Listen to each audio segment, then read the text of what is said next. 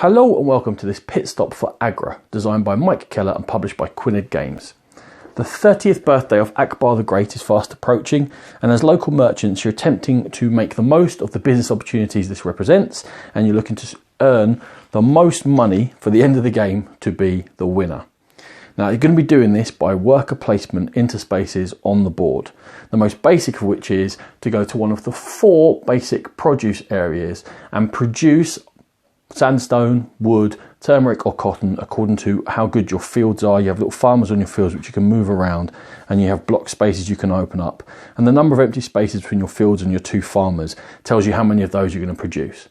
You're then going to be looking to refine those through 3 different levels in order to produce more refined goods, in order to fulfill orders for the notables and deliver goods to Akbar himself and to appease the guilds in the game. So as well as producing these basic goods, you're going to need to build the higher level buildings in order to be able to refine them up through the levels. And there's 2 ways of building buildings. If you just go to wherever the builder is and he'll rotate around the board, you can build a building for free. Every time you build a building, if you have any goods of the level below, you can place a worker into the building you just built and refine some goods. And other players can follow you, giving you something called favour, which is stored up here.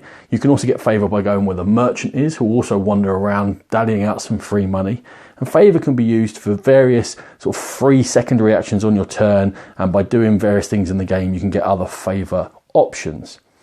Now, the second way of building a building in the game is using one of those 4 main characters at the top of the board up there.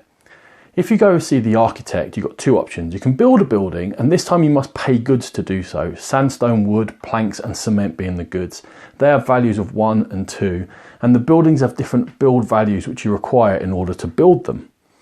If you do so again, you can go in and process goods, and goods are always represented by these markers in the game. They represent whatever they are, that's what they are, and you have lots of them to dally around the place. The second option with the architect is to increase your influence in one of the guilds in the game. And you're going to want to do that because it's going to give you money and point scoring opportunities. Now, how are you going to score those money and those points? The second main character you can go to is the sailor. The sailor allows you to take goods from wherever you've got them on the board and deliver them to one of these notables who's along the river. When you deliver anything to a notable, you don't have to finish their contract, but you'll earn influence with whichever guild that notable is from. In this case, the scholars, there's the merchants and the artisans. If a notable's order is ever fulfilled, you're going to check and see who's got the most markers on there, and whoever has is going to be able to take that notable, and they're going to be available to them for a one-off bonus or an action each turn, or increase the value you get for delivering, because every time you deliver a good to a notable, you're also going to earn a certain amount of money, which equals points, as I said. Now, these guilds, at the end of all of your turns, you've got a free delivery opportunity, not to the notables, but to the 2 areas up here on the palace board. The guilds always have 1 active delivery thereafter each time, and when you deliver to them, you can be able to earn some money and possibly push up your influence as well. And this will cycle around, and like I said, there's some endgame scoring opportunities there if you can push yourself up in one of the guilds. The second place you can deliver to is to Akbar the Great himself, and he's after 1 of all of the refined goods, and the number that you get delivered up there is going to score you some bonus points at the end. There are 2 other main characters at the top there. The first one is the trader. The trader is going to allow you to manipulate the price of goods somewhat. They start with the price of 1 for the basic goods, 2 for the middle ones, and 3 for the more refined ones, which actually come with special actions. You can hand in one of these goods and get a special action from there. And after manipulating the price, you can only push them up or down 1 from their starting level. You can then hand in goods to trade them for other goods, but you're going to lose some value in doing so. But it allows you to diversify somewhat from where you've started. The last character is the farmer. Now, at the beginning of each turn, you may lay down workers that are on the board, and they're going to grant you meditation points. And in the very middle, between those 4 characters, is the meditation board, and that's going to give you various options for actions you can do to trade goods, to remove these blocking tiles to make your fields more viable, to move your merchants around, and various different things. Now, each player's workers can only be available in each of the spaces.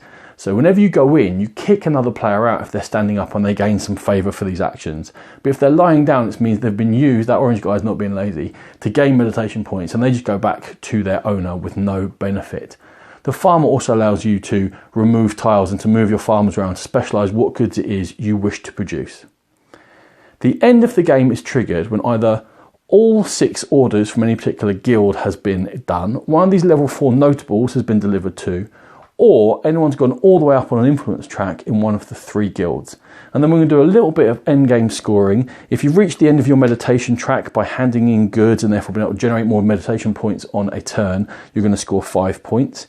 For all of these blocking tiles you remove, they're going to score you points. We come over to here, and whoever's highest in influence is going to score points for how many orders for that guild have been fulfilled.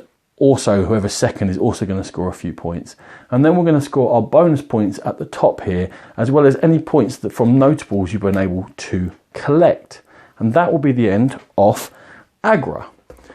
This has been a pit stop. For more videos like this, please head to the Game Pit YouTube channel. For more in-depth coverage of games, please find the Game Pit podcast. Thank you.